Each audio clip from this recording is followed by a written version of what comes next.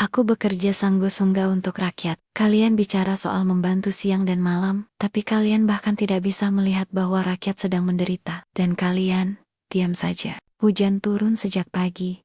Deras, tanpa jeda. Jalanan di kota kecil, Tirtajaya, perlahan berubah jadi sungai keruh. Genangan air sudah setinggi lutut di beberapa sudut pasar lama. Namun, seperti biasa, beberapa pedagang tetap datang. Termasuk seorang nenek tua yang selalu membawa bakul besar berisi botol jamu murni. Umurnya mungkin sudah lebih dari 70 tahun. Badannya kecil, wajahnya keriput, tapi langkahnya tak pernah ragu. Ia tetap menyusuri jalan becek, meski air sudah hampir mencapai pinggangnya. Di tangannya, bakul berisi botol kaca terlihat berat. Beberapa orang yang melihat hanya menoleh sekilas. Tak ada yang menawari bantuan. Bribka Ardi Prasetya kebetulan sedang bertugas di sekitar pasar lama hari itu. Ia melihat nenek itu berusaha menyeberangi genangan di perempatan. Tubuh kecilnya terhuyung. Beberapa kali hampir jatuh karena arus air yang mengalir deras dari got pecah di sisi jalan. Ardi mendekat tanpa pikir panjang. Ia berhenti, menunduk sedikit. "Nek, saya bantu ya." Nenek murni hanya menatapnya. Tak banyak bicara. Mungkin sudah terlalu lelah. Ardi melepaskan rompinya, menggendong si nenek di punggung, dan satu tangannya memegang erat bakul jamu itu. Beberapa warga mulai merekam kejadian itu dengan ponsel mereka. Seorang anak muda, penjual nasi uduk di dekat situ, berkata pelan sambil merekam. "Lihat tuh, polisi aja mau gendong nenek, padahal bukan keluarganya." Sementara yang duduk di dewan, malah tidur pas rapat bahas bantuan banjir. Kalimat itu entah bagaimana malamnya muncul di media sosial. Potongan video Bribka Ardi yang menggendong nenek murni saat hujan deras, berdampingan dengan foto anggota Dewan Rangga Santoso yang tertidur lelap dalam rapat siang tadi dengan latar tulisan besar rapat khusus penanganan banjir dan bencana alam. Besok paginya, wajah Ardi muncul di berbagai portal berita. Berita kecil itu meledak. Semua membandingkan, semua bertanya-tanya. Bagaimana bisa orang dengan jabatan besar malah tidur di saat darurat, sementara polisi biasa turun ke air menggendong nenek tua. Tapi Ardi sendiri tidak tahu soal itu. Ayati punya akun media sosial aktif. Sepulang tugas sore itu, ia pulang ke rumah kontrakannya di gang kecil belakang terminal. Rumah sederhana satu kamar, dengan kipas angin tua dan meja lipat kecil, tempat ia sering menulis laporan harian. Ardi hanya tahu satu hal, nenek itu terlalu tua untuk dibiarkan berjalan sendirian di tengah hujan. Ia juga tahu, kalau bukan karena seorang penjual jamu yang pernah menyelamatkan hidupnya dulu, ia tidak akan jadi polisi hari ini. Tapi kisah itu hanya ia simpan dalam hati. Sementara di gedung Dewan, Rangga Santoso membuka ponselnya dengan kesal. Puluhan pesan masuk. Notifikasi tidak berhenti. Ia tahu pasti dirinya sedang jadi bahan olok-olok. Ia ingat betul wajah-wajah di rapat siang itu. Ia hanya tertidur sebentar, katanya. Tapi ternyata satu foto saja cukup untuk menghancurkan citra. Ini hanya gimmick. Polisi itu pasti cari panggung, katanya kepada staf pribadinya dengan wajah tegang. Namun stafnya tidak menjawab. Ia tahu betul siapa Rangga sebenarnya. Semua orang di dalam ruangan itu tahu. Dana bantuan banjir yang seharusnya turun minggu lalu masih belum jelas kemana arahnya. Di pasar, malam itu, nenek murni pulang ke rumah kecilnya. Tubuhnya menggigil, tapi ia tersenyum. Hari ini ia tidak jatuh di jalan, dan bakul jamunya tidak pecah. Ia bahkan lupa bertanya, siapa nama polisi yang membantunya di tempat lain. Sebuah berita singkat ditayangkan di layar televisi kecil warung kopi. Seorang anggota polisi terekam membantu nenek tua menyeberang banjir. Sementara itu, dalam rapat penanganan bencana, anggota dewan tertangkap kamera sedang tertidur. Masyarakat menilai, empati tak selalu datang dari atas, dan malam pun berlalu. Kota kecil itu masih tergenang, tapi ada satu kisah kecil yang mulai menyebar, diam-diam, mengusik banyak orang yang selama ini tak peduli. Ardi, yang tak tahu dirinya sedang jadi viral, hanya duduk menulis laporan seperti biasa. Ia menuliskan nama-nama pedagang yang mengungsi, jumlah rumah yang tergenang, dan satu catatan kecil di bagian bawah. Nenek penjual jamu, usia sekitar 70, masih aktif berjualan, perlu bantuan selimut dan obat. Tidak mau diberi uang, hanya minta agar jalan tidak terlalu licin. Ia berhenti sejenak, lalu menambahkan satu baris lagi. Saya akan datang lagi besok, memastikan beliau masih bisa jalan. Tanpa tahu, catatan, itu akan jadi awal dari serangkaian kejadian besar yang tak pernah ia bayangkan.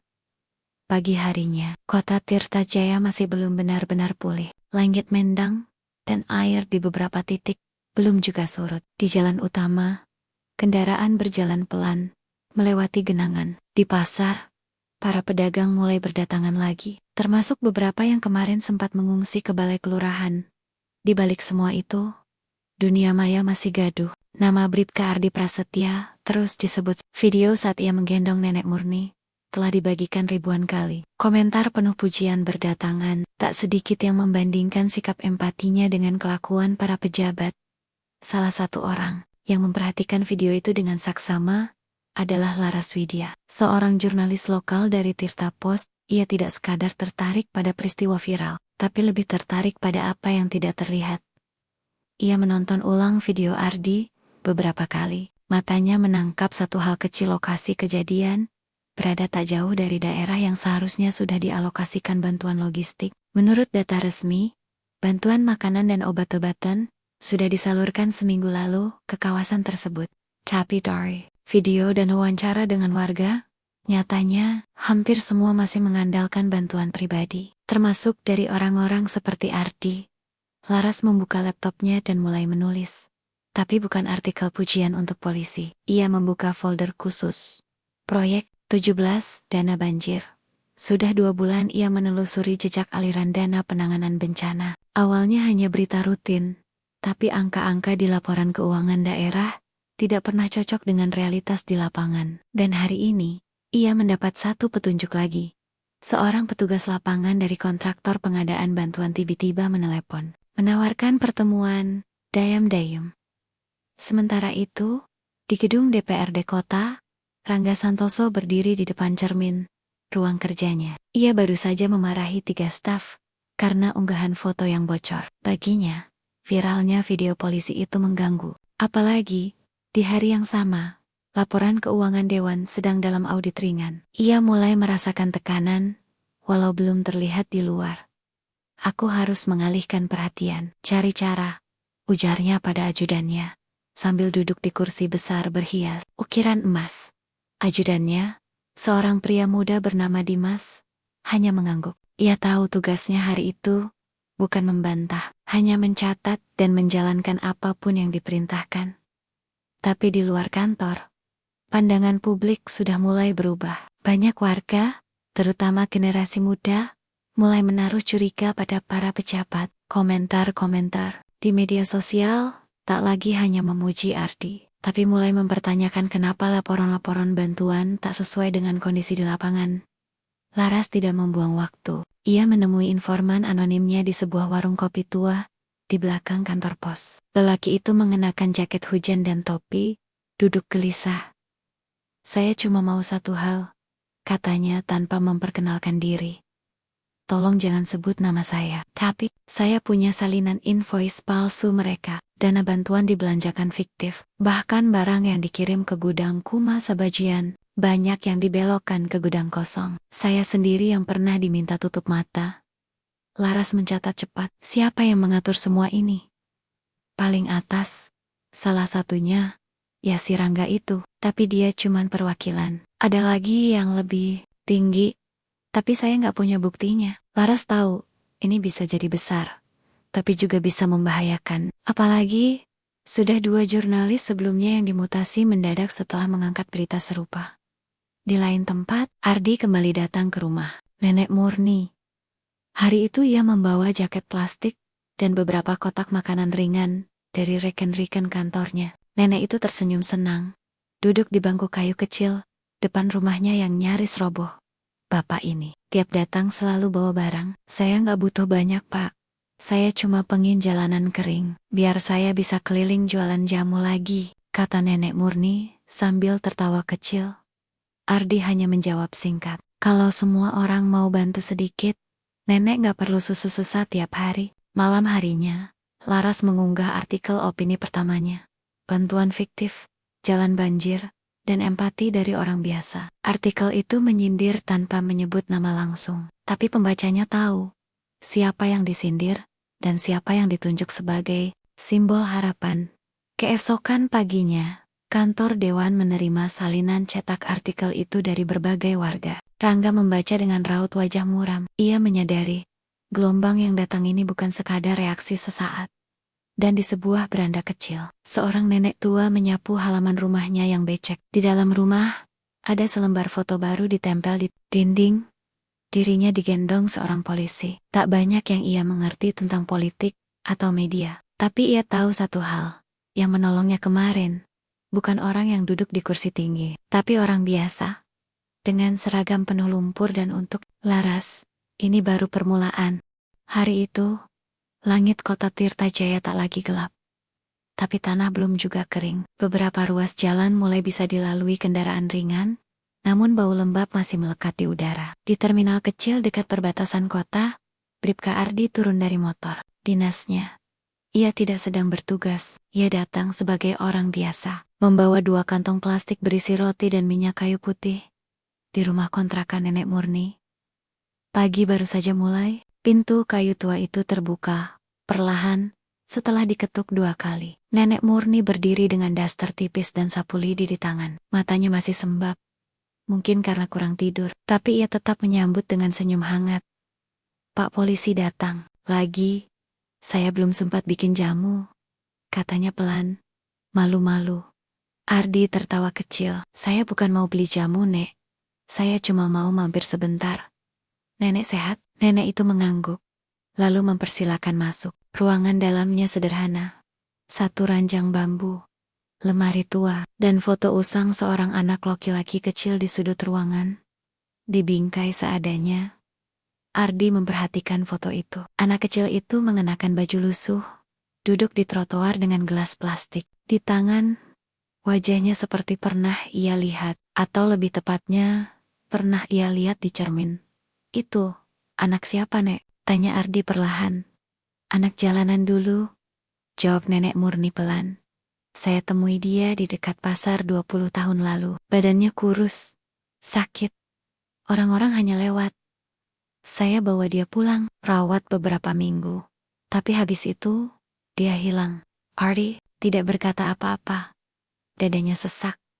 Ia ingat betul masa itu. Ia masih kecil, yatim, kabur dari rumah penampungan karena lapar dan takut dipukuli. Seorang perempuan tua pernah membawanya ke rumah, memberinya makan, mengobatinya, lalu membiarkannya pergi ketika ia takut ditahan. Ia ingat, perempuan itu tidak menanyakan apapun, tidak memaksa tinggal, tidak memukul. Dia baik sekali, lanjut Nenek Murni. Mata anak itu mirip mata Pak Polisi. Ardi tersenyum, tapi tidak menjawab. Ia tahu pasti, perempuan yang menyelamatkan hidupnya dulu adalah Nenek Murni sendiri. Tapi ia juga tahu, mengatakan hal itu sekarang bukan yang terpenting. Nenek itu tidak butuh keharuan. Ia butuh agar jalan di depan rumahnya tidak lagi banjir. Ia butuh botol jamunya bisa dijinjing tanpa takut jatuh. Sementara itu, di redaksi Tirta Pos, Laras duduk di depan layar komputernya, menonton ulang rekaman wawancara rahasia kemarin. Suara si narasumber samar, wajahnya disamarkan, tapi isi pengakuannya jelas.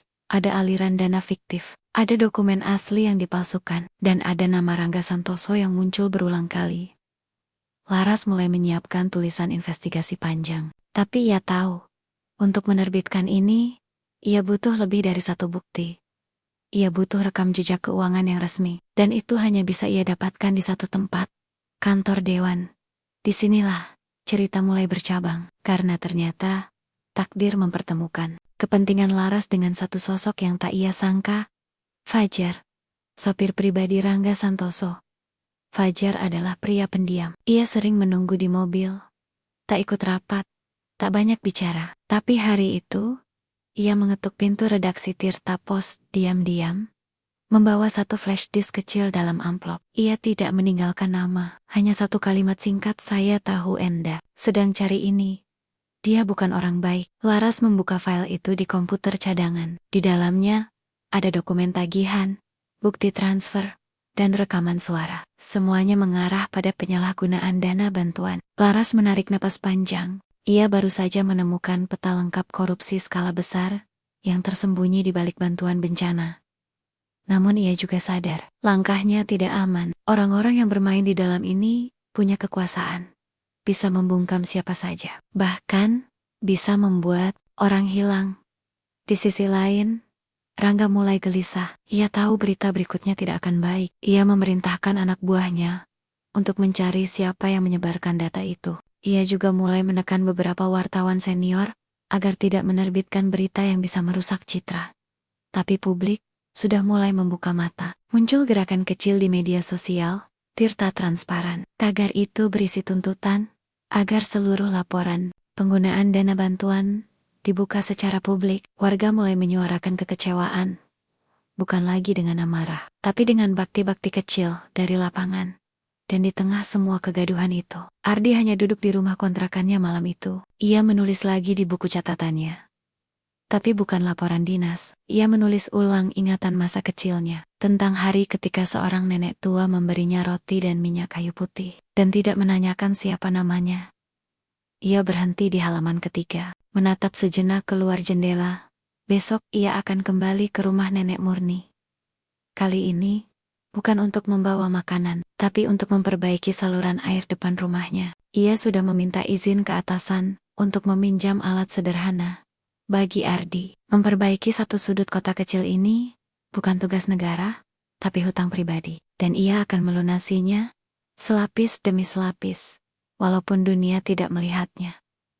Pagi itu, Ardi memanggul cangkul dan 2 pipa paralon di atas motor dinasnya. Ia sudah izin sejak subuh ke atasan, bukan untuk dinas luar kota, tapi untuk memperbaiki saluran air kecil di depan rumah nenek Murni.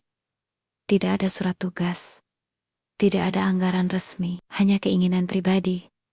Ia tahu, banjir yang selalu menggenang. Setiap hujan, bukan hanya karena hujan deras, tapi karena got yang mampet, dan gorong-gorong yang sudah dipenuhi sampah sejak lama. Warga di sekitar tahu masalah itu, tapi tak ada yang benar-benar mengurusnya. Sesampainya di depan rumah nenek Murni, beberapa tetangga sudah memperhatikan. Beberapa mengira polisi datang untuk urusan resmi, mungkin penggusuran. Tapi saat Ardi mulai menggali lumpur dari saluran got, mereka terdiam. Penasaran, 1-2 orang mendekat, lalu ikut membantu. Diam-diam, nenek Murni berdiri di ambang pintu, memeluk bakul jamunya. Wajahnya bingung, tapi tidak banyak bertanya. Kenapa? Sendiri? Pak Polisi, saya nggak sendiri, Nek. Lihat, banyak yang bantu sekarang. Dan benar, dalam waktu 1 jam, 6 orang ikut turun tangan. 2 remaja, 1 bapak penjual pisang goreng, 1 ibu rumah tangga, bahkan petugas kelurahan yang kebetulan lewat. Tapi saat Ardi sedang membongkar pipa, seorang pria berpakaian rapi datang tergesa-gesa. Namanya Heru. Ia staf kelurahan. Wajahnya cemas. Pak Ardi, ini, saya dapat kabar, nama Bapak lagi ramai dibahas di kantor dewan. Mereka nggak suka Bapak viral. Katanya, cari panggung. Pak Rangga mau bawa ini ke sidang etik polisi. Ardi berhenti menggali. Ia berdiri, mengusap keringat dengan tangan penuh lumpur. Cari panggung. Saya nggak punya panggung. Saya cuma pengen got. Ini nggak mampet lagi, Heru menandok. Ayah tahu. Ardi tak sedang membela diri. Ia hanya berkata jujur. Tapi urusannya bisa panjang. Jika benar diseret ke sidang etik, karena dianggap melanggar batas tugas, Ardi bisa kena sanksi. Namun, Ardi tidak goyah. Sore harinya, saluran air di depan rumah nenek Murni mengalir lancar. Air bekas hujan mulai surut. Beberapa warga tersenyum kecil. Bahkan ada yang berkata, harusnya semua polisi kayak dia. Sementara itu, di sisi lain kota, Laras baru saja menerima surat elektronik dari seseorang anonim. Isinya mengejutkan. Daftar lengkap alokasi bantuan banjir tahun ini, ditandatangani oleh pihak-pihak yang selama ini disebut dalam investigasi, termasuk Rangga. Namun bukan itu yang paling menarik. Ada satu catatan tambahan. Bukti transaksi langsung ada di komputer staf dewan. Hanya bisa diakses dari jaringan lokal. Laras tahu artinya. Ia harus menyusup secara teknis atau mencari orang dalam. Ia lalu teringat pada Dimas ajudan pribadi Rangga, yang sejak awal hanya tampak sebagai pelengkap, tapi tidak pernah terlihat ikut menekan atau mengancam siapapun. Mungkin ia bisa bicara padanya. Sore itu juga, Laras menunggu Dimas di tempat parkir belakang gedung dewan. Saat pria itu keluar, Laras memanggil pelan. Mas Dimas, saya Laras, bisa bicara sebentar? Ini soal sesuatu yang penting. Dimas ragu, tapi ia tidak langsung menolak. Mereka bicara pelan di balik tiang beton. Laras menjelaskan semuanya tanpa tekanan. Ia hanya ingin tahu, adakah Dimas mau membantu membuka satu file dari komputer staf yang hanya bisa dibuka dari jaringan lokal internal dewan. Dimas diam lama. Ia tahu risikonya, tapi ia juga tahu, selama ini, ia hanya ikut sistem yang sudah rusak. Ia tahu semua permainan Rangga. Ia menyaksikannya hampir setiap hari, dan diamnya selama ini sudah cukup membuatnya merasa bersalah. Saya bantu, ucapnya akhirnya. Tapi saya nggak bisa kirim lewat jaringan. Saya cuma bisa kasih akses. Kalau Mbak Laras sendiri, yang datang malam-malam ke ruang staf. Laras, setuju. Mereka sepakat besok malam. Saat gedung sepi, tanpa suara, tanpa kamera. Di tempat lain, Rangga tak tinggal diam. Ia mulai memerintahkan penyelidikan internal terhadap siapa saja yang mungkin membocorkan dokumen. Ia menyuruh orang suruhannya memantau gerak-gerik Laras. Bahkan ia mulai mempertimbangkan membuat laporan pencemaran nama baik ke kepolisian. Tapi ada yang lebih tak terduga. Besok paginya, rumah kontrakan Ardi kedatangan tamu tak biasa. Wanita muda, berpakaian rapi, membawa map dan kamera. Ia reporter dari stasiun TV nasional, wajahnya serius. Kami ingin mengundang Pak Ardi untuk tampil di segmen Pahlawan Tanpa Sorotan. Kami sudah izin ke atasan Bapak. Ardi, ia tidak biasa tampil di layar kaca. Tapi atasan di kantor bilang, terima saja.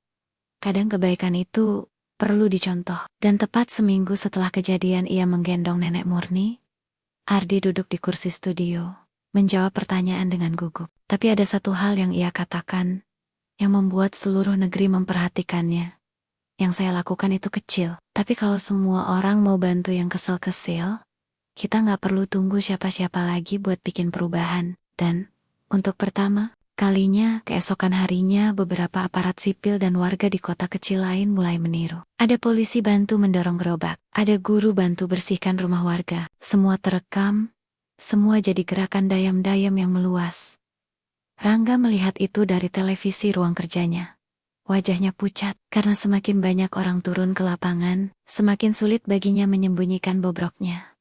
Dan malam itu, Laras memasuki gedung dewan dari pintu belakang. Bersama Dimas, mereka menyusuri lorong gelap, menuju ruang staf. Di dalam sana, menunggu bukti yang bisa mengubah segalanya. Lorong belakang kantor dewan sepi total. Hanya suara pendingin udara tua, dan langkah pelan Laras, serta Dimas yang terdengar. Jam menunjukkan jam 22:37. Tak ada satpam yang berjaga di lantai itu, karena semua sedang dipindah ke gedung serbaguna yang dipakai acara ulang tahun kota. Kebetulan yang langka, ruang staf yang mereka tuju berada di lantai 2, ujung koridor, persis berhadapan dengan ruang penyimpanan dokumen. Dimas membawa kartu akses yang ia pinjam diam-diam dari staf bagian keuangan. Saat pintu terbuka, lampu otomatis menyala. Ruangan itu kecil, penuh komputer tua, dan map yang berserakan. Komputer ini, kata Dimas, sambil menunjuk CPU di pojok kanan. Aksesnya cuma bisa offline, semua file penting disimpan lokal. Gak terhubung internet. Laras segera duduk, tangannya gemetar. Bukan karena takut, tapi karena kesadaran bahwa satu klik bisa membuka tabir yang selama ini dibentengi kekuasaan. File yang ia cari bertanda laporan banjir, Juni 25, Final Docs. Ia buka, isinya adalah laporan palsu dana bantuan banjir. Jumlah karung beras yang seharusnya 1.500, tapi di lapangan hanya 300 yang dikirim. Selimut, alat medis, bahkan kebutuhan balita semuanya dikurangi jumlahnya, lalu dilaporkan sesuai anggaran. Laras mencocokkan dengan file line data_transfer_fisik.x. Di sana tertulis dengan jelas bahwa dana sisanya ditransfer ke beberapa rekening atas nama pegawai fiktif, yang jika ditelusuri, semuanya terkait pada satu yayasan. Yayasan Kesejahteraan Bersama. Aku tahu yayasan itu, bisik Dimas. Itu milik adik ipar Rangga. Laras mengunduh semuanya ke flash disk, tapi di luar, suara langkah kaki terdengar mendekat. Dimas cepat-cepat mematikan layar. Pintu diketuk sekali, pelan. Dimas memberi isyarat agar Laras masuk ke bawah meja. Ia kemudian membuka pintu sedikit. Seorang pria berjubah pelindung hujan, berdiri di luar. Wajahnya gelap tertutup topi. Ada yang lihat reporter Tirta Pos masuk ke sini? Suaranya dalam, mengancam. Dimas menggeleng cepat. Gak ada, saya cuma mau ambil laptop. Disuruh Pak Rangga langsung. Pria itu menatap curiga, tapi tidak memaksa masuk. Ia pergi. Laras keluar perlahan dari bawah meja. Keringat dingin menetes. Malam itu, Laras pulang dengan isi flash disk paling berharga dalam hidupnya. Tapi, ia tidak langsung menulis berita. Ia tahu, kalau ini diterbitkan langsung, bisa diblok, bahkan mungkin ia bisa dicelakai. Ia butuh strategi. Sementara itu, Bribka Ardi kembali ke kantor polisi pagi harinya. Saat ia masuk, beberapa rekan menepuk bahu dan menyapanya hangat. Popularitasnya meningkat, tapi ia tidak nyaman. Ia tak ingin dikenal sebagai pahlawan viral. Kapolsek memanggilnya ke ruang kerja. Ardi, ada laporan masuk dari salah satu anggota dewan. Isinya, kamu dianggap melewati batas wewenang karena melakukan aksi sosial dengan membawa nama institusi. Gimana tanggapanmu? Ardi mengangguk. Tenang, saya hanya bantu warga, Pak. Tidak pakai anggaran kantor. Semua pribadi. Kapolsek menghela napas. Saya tahu. Tapi tekanan dari atas bikin situasi rumit. Kita harus siapkan klarifikasi. Ardi menerima dengan lapang. Tapi ia tak menyangka, hari itu juga, beberapa warga, termasuk Nenek Murni, datang ke kantor polisi. Mereka membawa tulisan tangan dan spanduk kecil.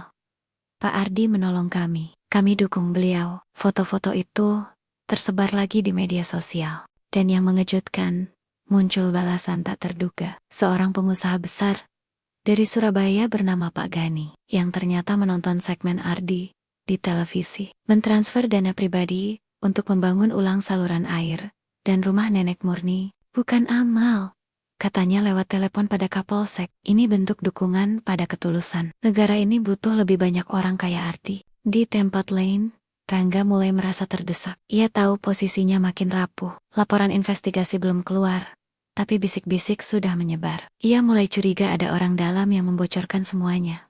Ia kumpulkan staf keuangan. Ia bentak satu persatu. Ia bahkan menyita beberapa ponsel. Tapi ia tak tahu. Ancaman bukan datang dari luar. Ancaman itu tumbuh dari dalam sistem yang selama ini ia pikir bisa ia kendalikan. Sementara itu, Laras menghubungi seorang editor senior di Jakarta. Kenalannya sejak kuliah, ia mengirim sebagian isi file dengan pesan singkat. Aku butuh kamu. Bantu lepasin ini ke media nasional. Tapi jangan pakai namaku dulu. Kita tunggu waktu yang pas. Editor itu paham. Yame dan mereka sepakat. Dalam 2 hari ke depan, semua akan dibuka serentak. Termasuk wawancara eksklusif dengan narasumber anonim dan rangkaian artikel investigasi bertahap. Malam itu, Laras duduk di kamarnya, menatap kilat petir dari jendela. Ia tahu badai belum berakhir, tapi setidaknya, hari ini, keberanian mulai bergerak dari banyak arah. Bukan hanya dari satu polisi yang menggendong nenek, tapi dari banyak orang yang memilih diam terlalu lama. Dan di rumah kontrakannya yang sederhana, Ardi menatap langit sambil duduk di kursi plastik tua. Ia tak tahu apa yang sedang dibongkar Laras. Ia tak tahu uang bantuan itu dikorupsi, tapi ia tahu satu hal. Hidup ini terlalu pendek untuk pura-pura tidak peduli. Pukul 6 pagi, redaksi Tirta Post meledak oleh notifikasi. Artikel utama bertajuk Skandal Dana Banjir. Laporan lengkap dugaan korupsi anggota dewan muncul di halaman depan situs. Dalam 5 menit, artikel itu menempati trending nasional. Dalam 2 jam, semua stasiun berita mengutip. Nama Yayasan Kesejahteraan Bersama disebut, kronologinya rinci. Dari pengalihan dana hingga penyaluran fiktif. Tidak langsung menyebut Rangga, tapi semua pembaca yang teliti bisa membaca arah tudingan. Laras hanya mencantumkan sebagai sumber terpercaya dalam lingkungan Dewan Kota. Dimas membaca artikel itu di ruang kerjanya. Tangan gemetar. Ia belum disebut, tapi cepat atau lambat, arah investigasi akan mengarah padanya. Ia tahu konsekuensinya. Tapi anehnya, ia merasa lega. Di kantor polisi, Bribka Ardi sedang membersihkan gudang saat seorang rekan datang dengan ekspresi panik. Bro, nama lo disebut di TV. Tadi, di segmen pagi. Barengan berita soal korupsi Dewan. Mereka bilang lo contoh polisi yang kerja benar di tengah bobroknya sistem. Ardi menggernyet. Ia tidak pernah memberi komentar pada berita apapun. Tapi ia tahu, ini pasti ulah media. Ia ditarik ke arus yang lebih besar dari yang ia pahami. Tak lama, ia dipanggil lagi ke ruang Kapolsek. Ardi, hari ini kamu saya minta tenang di kantor dulu. Jangan ambil tugas luar. Perintah ini dari atas. Ada wartawan yang pengin wawancara. Kamu? Beberapa dari Jakarta? Ardi diam. Wawancara? Ia hanya bantu got dan ngangkat nenek. Tapi sekarang ia jadi simbol. Di sisi lain kota, Rangga mengamuk. Ia tahu berita itu datang dari Laras. Ia yakin. Tapi ia tidak punya bukti langsung. Ia panggil tim hukum. Siapkan gugatan pencemaran nama baik. Saya akan tuntut Tirta Post. Tapi timnya tak terlalu percaya diri. Berita itu menyebutkan sumber data. Semua dokumen asli. Mereka tak bisa menyerang konten karena isinya benar. Kalau mereka menuntut, mereka harus membuktikan berita itu salah. Dan mereka tak bisa. Rangga lalu beralih ke jalur lain. Ia panggil 2 orang kepercayaannya. Cari tahu siapa yang kerjasama dengan Laras. Mungkin dia dibantu orang dalam. Telusuri dari Dimas. Hari itu juga, Dimas mulai dibuntuti. Laras sendiri menghindari kantor. Ia pindah ke tempat aman. Apartemen temannya. Ia terus koordinasi jarak jauh. Malam harinya, ia dapat telepon dari nomor tak dikenal. Berhenti. Kalau kamu sayang nyawa temanmu, hentikan semua tulisanmu. Klik. Putus. Dingin Laras gemetar. Tapi ia tak bisa berhenti. Ia tahu ia sedang menyentuh sarang ular. Tapi ia juga tahu bahwa diam sama saja dengan ikut merusak. Sementara itu, di rumah Nenek Murni, seorang relawan mengetuk pintu. Bu, saya dari Yayasan Pelita Negeri. Kami mau bantu renovasi rumah ibu. Sudah dapat amanat dari donatur di luar kota. Nenek Murni kaget, tapi ia menerima. Rumah itu sudah lama bocor. Dinding kayunya lapuk, dan ia tak pernah sangka. Hanya karena ia digendong seorang polisi, kini rumahnya akan dibenahi orang-orang tak dikenal. Ardi datang sore harinya. Melihat kerangka atap baru mulai dipasang. Ia berdiri di pinggir pagar, tak masuk. Nenek Murni memanggil. Masuklah, Ardi. Rumah ini juga rumahmu. Aku doakan dari dulu kau dapat balasan yang baik. Dan Tuhan itu tidak tidur. Ardi tersenyum, tapi matanya berkaca. Malam harinya, Rangga mendapat undangan dari Komisi Etik Dewan.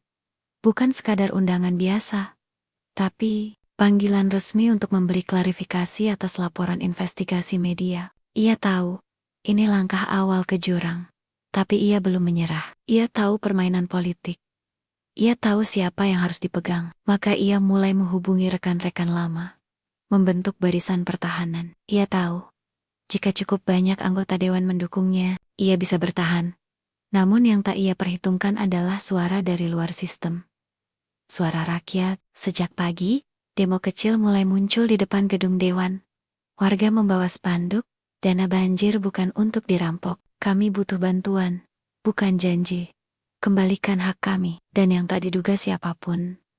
Di barisan depan demo itu, berdiri Nenek Murni. Diapit 2 remaja ia tak teriak. Hanya berdiri sambil membawa foto rumah lamanya yang hancur karena banjir, dan di bawahnya, foto saat ia digendong Ardi. Media langsung meliput. Rangga melihat tayangan itu dari mobilnya. Iya, nenek tua itu mulai keterlaluan. Namun, ia tak sadar, balasan dari perbuatan baik sekecil apa pun bisa datang dari arah yang tak pernah diduga di tempat lain. Laras membuka pesan baru dari seseorang yang tak dikenal. Isinya hanya 2 kalimat. Saya punya rekaman pertemuan gelap antara Rangga dan pejabat yayasan. Lokasi, restoran Cempaka, 3 bulan lalu.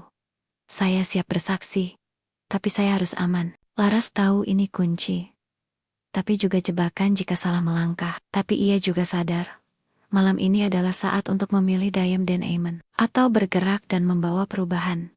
Dan ia memilih yang kedua. Besoknya, ia duduk di kedai kopi kecil, menunggu. Seseorang yang tak ia kenal, yang mengaku punya bukti terakhir yang bisa meruntuhkan semua kekuasaan kotor itu. Laras tiba di kedai kopi pukul 9 pagi. Ia duduk di pojok, membelakangi jalan. Tempat itu kecil, jauh dari pusat kota, dan cukup sepi. Hanya 2 meja lain yang terisi. Ia memesan teh tawar. Tidak mau yang aneh-aneh, pikirannya masih waspada. 10 menit kemudian, seorang pria masuk, berjaket abu-abu, memakai topi, dan kacamata hitam. Ia duduk tepat di depan Laras, tanpa bicara, hanya meletakkan flash disk kecil di atas meja. Aku mantan staf ahli dewan. Aku tahu semua transaksi itu. Mereka pikir aku nggak penting, tapi aku simpan semuanya. Semua rekaman pembicaraan, transfer rekening, rapat tertutup, dan Rangga, dia dalangnya. Ucap pria itu pelan. Kenapa baru sekarang kamu bicara? Tanya Laras. Karena aku sakit hati, katanya pelan. Mereka buang aku setelah aku jatuh sakit. Gak ada yang bantu. Dan yang lebih parah, mereka salurkan dana yang harusnya buat korban banjir ke proyek fiktif yang gak pernah dibangun. Laras menatap pria itu, lalu flash disknya.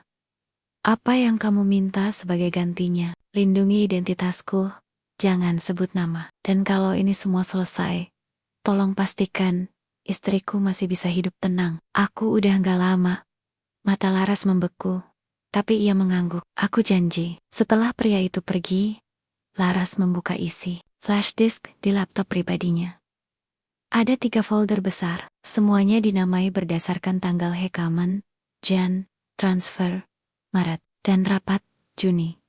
Ia putar satu video dari folder rapat, Juni. Di situ terlihat jelas, Rangga duduk di ruang rapat tertutup bersama 4 orang lainnya. Salah satunya adalah ketua yayasan. Anggaran udah cair, ucap Rangga di video. Kalian pastikan laporan fiktifnya rapi. Kalau sampai bocor, kita semua kena. Suaranya jelas, wajahnya tidak buram. Ini bukti pamungkas. Di kantor dewan, Rangga mulai panik. Media sosial membludak. Petisi pemecatan dirinya menembus 200.000 tanda tangan. Ia mencoba kontrol narasi dengan membuat pernyataan di konferensi pers.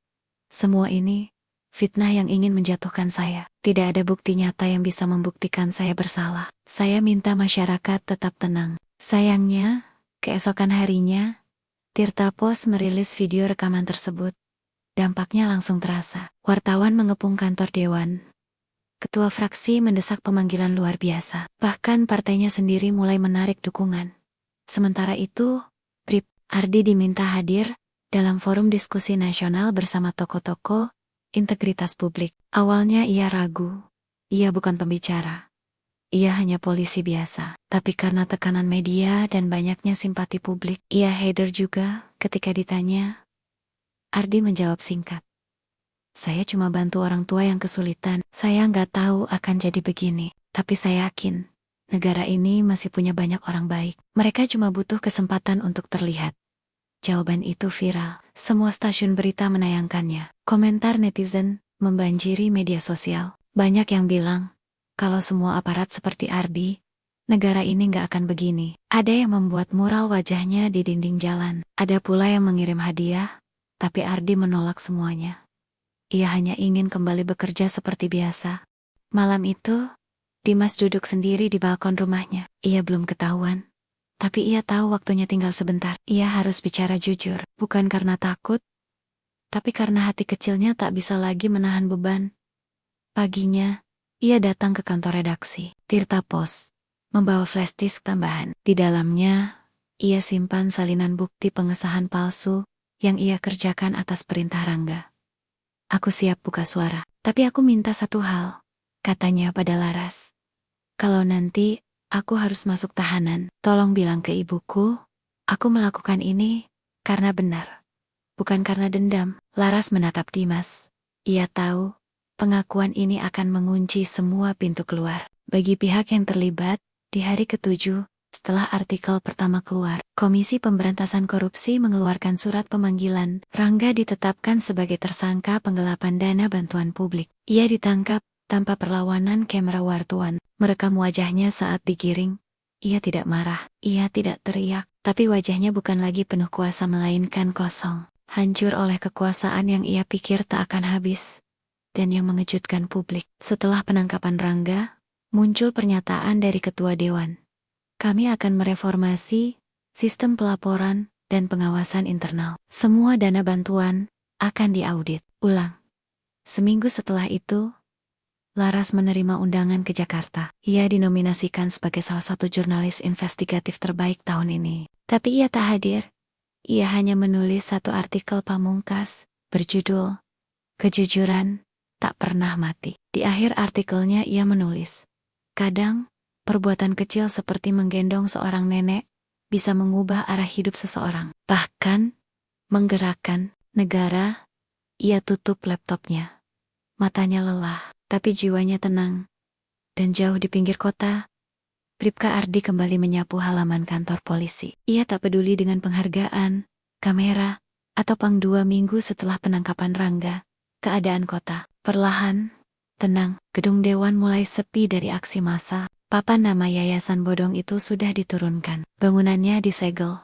Di kampung tempat nenek Murni tinggal, renovasi rumahnya rampung. Kini berdinding bata dan atap seng baru. Tak megah, tapi kokoh. Pagi itu, ia duduk di kursi kayu kecil, sambil menatap jalanan. Bribka Ardi datang, membawa 2 kantong belanjaan. Ibu belum sarapan? Tanya Ardi. Sudah. Tadi dikirim tetangga. Sekarang semua perhatian. Jawab nenek Murni tersenyum. Pantas, kata Ardi. Soalnya ibu sekarang selebritas. Kempang. Mereka tertawa pelan. Di kantor Tirta Pos, Lara sedang menulis laporan akhir. Kasus Rangga sudah memasuki tahap sidang. Dimas bersaksi penuh. Beberapa anggota dewan lain ikut terseret. Semua terbongkar satu demi satu. Laras tak lagi dikejar-kejar. Tapi ia tetap waspada. Dunia jurnalisme tidak pernah benar-benar sunyi. Suatu sore, ia menerima surat kecil. Isinya hanya secari kertas dengan tulisan tangan. Terima kasih. Karena kamu, ibuku bisa tidur nyenyak. Dimas Laras menyimpannya di dompet. Di kantor polisi, Ardi kembali ke ritme kerja biasa. Patroli malam, jaga pos, dan sesekali bantu warga. Ia tak pernah menyebut soal berita viral atau forum nasional yang ia hadiri. Tapi atasannya menyadari satu hal. Ardi mulai dihormati banyak orang. Bukan karena pangkat, tapi karena sikapnya.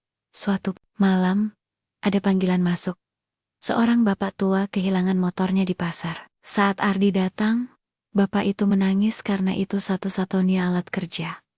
Ardi tak janji akan temukan motornya, tapi ia pulang ke rumah, lalu menjual laptop dan handphonenya, yang dulu ia beli dengan tabungan. 2 hari kemudian, ia kembali ke rumah si bapak, membawa motor bekas. Bapak itu terdiam. Ini bukan milik saya, Pak, sekarang milik Bapak. Saya cuma titip, berita soal itu tidak pernah dimuat media.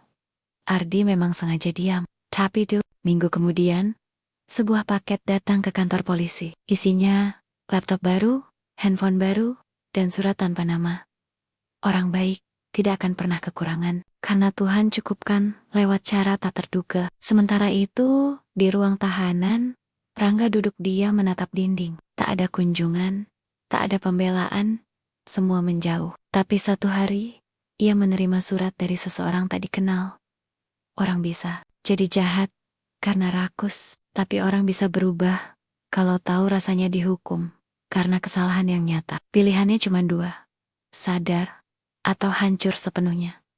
Ia robek surat itu, tapi malamnya, ia menangis diam-diam. Pertama kalinya dalam bertahan-tahan. Di akhir minggu itu, Laras pergi ke kampung nenek Murni tanpa membawa kamera. Ia hanya ingin berterima kasih. Karena dari nenek itu, semua ini dimulai. Ia duduk di beranda bersama Ardi dan nenek. Jadi, habis ini mau nulis apa lagi? Tanya Ardi. Laras tersenyum. Entah, mungkin cerita tentang orang biasa yang diam-diam membuat perubahan. Ardi tertawa. Mungkin harusnya kamu nulis cerita polisi. yang masih jaga got. Semua tertawa. Dan cerita mereka terus berjalan. Meski berita tentang mereka tak lagi trending. Karena perubahan nyata tidak selalu dibuat oleh orang besar, tapi oleh orang biasa yang memilih untuk tidak diam ketika melihat ketidakadilan. Gilan wawancara, ia hanya ingin hidup sederhana, melakukan yang benar, dan pulang dengan hati bersih. 3 bulan berlalu sejak sidang pertama kasus Rangga. Media sudah mulai tenang. Topik bergeser ke isu lain, tapi di balik layar, perubahan mulai terasa. Pemerintah kota membentuk tim audit independen. Mereka telusuri semua alokasi bantuan publik 5 tahun terakhir. Hasilnya mengejutkan. Bukan hanya proyek banjir yang bermasalah, tapi juga dana kesehatan dan pendidikan. Beberapa pejabat muda mengundurkan diri. Ada juga yang langsung mengembalikan uang secara diam-diam. Yang menarik, kebanyakan pelanggaran ditemukan lewat laporan warga, bukan sistem resmi. Dan dari semua laporan itu, hampir separuh menyebut 2 nama, Laras dan Ardi. Sore itu, Ardi diminta hadir ke balai kota. Ia mengira hanya pertemuan biasa, tapi saat masuk, ia lihat aula penuh. Ada wartawan, pejabat, dan puluhan warga. Pak Ardi, kata seorang pejabat muda dari mimbar, kami mengundang Bapak untuk menerima penghargaan warga teladan tahun ini. Bukan karena viral, tapi karena tidak menyerah jadi manusia baik. Bahkan, saat sistemnya busuk, Ardi berdiri kaku. Ia tidak tahu harus bereaksi bagaimana. Ia tidak suka sorotan, tapi ia tahu, ini bukan tentang dirinya, ini tentang harapan. Ketika naik ke mimbar, ia hanya berkata pendek, saya cuma kerja. Tapi kalau itu bisa bantu 1 orang saja, maka cukup. Tepuk tangan menggema. Laras juga hadir, tapi duduk di belakang, tanpa bicara. Ia mencatat setiap ucapan. Di luar ruangan, ia dihampiri 2 mahasiswa jurnalistik. Kak Laras, kami bikin komunitas jurnalis kampus. Kami pengen belajar langsung. Boleh minta waktu? Laras tak langsung menjawab, tapi malam itu, ia buat grup diskusi kecil lewat video call. Beberapa anak muda ikut. Ia bagikan teknik liputan lapangan Karalin Danji, narasumber, dan yang paling penting, etika. Mengungkap kebenaran itu bukan soal berani, tapi soal tanggung jawab, katanya. Mereka mendengarkan serius. Sementara itu, di dalam sel tahanan, Rangga resmi dijatuhi hukuman 12 tahun penjara. Hak politiknya dicabut, aset pribadinya dibekukan, tapi yang lebih menyakitkan, anak dan istrinya pindah kota, ganti nama keluarga. Ia sendiri, tanpa pengacara yang dulu berebut membelanya. Suatu malam, ia mendapat kiriman buku. Tidak ada pengirim. Di halaman pertama tertulis, ini bukan balas dendam. Ini keadilan yang sudah lama ditunda. Rangga tak bicara, tapi kali ini, ia mulai membaca. Perlahan, 1 halaman per malam. Nenek Murni kini sering didatangi tamu. Mahasiswa, wartawan, aktivis. Mereka ingin tahu kisahnya, tapi ia selalu jawab sama. Saya hanya nenek-nenek biasa, yang waktu itu gak kuat jalan. Kalau bukan karena anak muda itu, saya mungkin sudah hilang di tengah banjir. Tapi satu hari, ia memanggil Ardi dan Laras ke rumah. Ia berikan kotak kecil, isinya kain batik tua, surat lama dari almarhum suaminya, dan 1 perhiasan emas sederhana.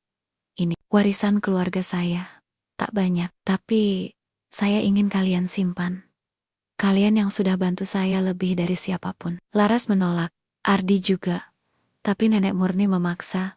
Saya hidup cukup, tapi kalian yang harus terus bergerak. Akhirnya menerimanya, bukan karena harta, tapi karena kepercayaan yang lebih besar. Malam harinya, Laras duduk di depan laptop. Ia buka dokumen baru. Judulnya, Orang-orang Biasa yang Tak Mau Menyerah.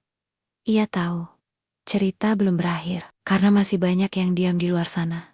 Masih banyak yang takut bicara. Tapi jika ada 1 orang yang memulai, yang lain akan menyusul. Dan mungkin, itu cukup untuk mengubah sistem yang rusak. 1 tahun setelah semua kejadian, kota itu berubah perlahan. Tidak drastis, tapi terasa. Setiap kelurahan kini wajib memiliki papan laporan anggaran yang bisa diakses warga. Ada kotak pengaduan yang banner-banner dibaca dan ditindaklanjuti. Portal daring diluncurkan untuk memantau proyek bantuan publik secara langsung. program ini tidak sempurna. Tapi, setidaknya, jalan perubahan mulai dibuka. Dan yang paling tidak diduga, semua ini diawali oleh video. Seorang polisi menggendong nenek-nenek di tengah banjir. Bribka Ardi kini pindah tugas ke daerah lain. Atasannya bilang, ia dibutuhkan untuk jadi pembina di Akademi Polisi. Awalnya ia ragu, tapi setelah berdiskusi panjang dengan Laras dan Nenek Murni, ia memutuskan berangkat. Sebelum pergi, ia titip satu surat untuk anak-anak muda di kampung. Kalian mungkin merasa kecil, tapi jangan remehkan satu tindakan baik. Kadang, itu cukup untuk membuat dunia melihat. Laras mengantar Ardi ke stasiun. Tak ada pelukan, tak ada salam panjang. Hanya anggukan singkat, karena mereka tahu, ini bukan perpisahan. Hanya awal dari peran yang berbeda. Laras sendiri tidak lagi bekerja penuh di Tirta Pos. Ia memilih mendirikan lembaga pendidikan media kecil bersama 3 mahasiswa yang dulu belajar padanya. Mereka fokus melatih jurnalis muda dari daerah-daerah kecil. Tidak mencari sensasi, tapi melatih kepekaan, ketelitian, dan keberanian. Satu hari, Laras menerima surat dari seorang siswa SMA di Kalimantan. Saya pengen jadi jurnalis. Karena baca tulisan kakak. Dulu saya kira semua wartawan cuma ngejar klik, tapi ternyata ada yang benar-benar jaga hati orang. Ia tersenyum. Surat itu ia tempel di meja kerjanya. Di satu dusun kecil, Nenek Murni kini punya aktivitas baru. Ia jadi pengisi tetap acara radio lokal. Bukan sebagai penyuluh atau ahli, tapi hanya berbagi cerita dan nasihat kehidupan. Topiknya sederhana, tentang masak air pakai kayu, cara bertahan di musim hujan, atau cerita lucu zaman dulu. Tapi pendengarnya ratusan orang.